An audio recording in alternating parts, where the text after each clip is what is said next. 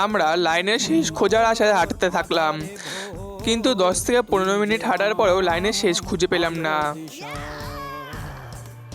তারপর আর কিছুক্ষণ হাঁটার পরই লাইনের শেষটা খুঁজে পেলাম। তারপর আমরা লাইনে দাঁড়িয়ে পড়লাম। 4 থেকে 4.5 ঘন্টা লাইনে দাঁড়ানোর ফলে আমার প্রচণ্ড গরম লাগছিল, তাই আমি আমার জ্যাকেটটা খুলে ফেললাম। তোমরা আশেপাশে যে দোকানগুলো দেখছো সেই দোকানের ছবিগুলো আমার কাছে অনেক ভালোই লাগলো। 4 থেকে 4.5 ঘন্টা লাইনে দাঁড়ানোর পর অবশেষে আমরা বড়মার মন্দিরের সামনে পৌঁছলাম। আর তোমরা তো দেখতেই পারছো বড়মাকে কত সুন্দর লাগছে এবং তাকে দেখার জন্য কত লোক এখানে এসেছে।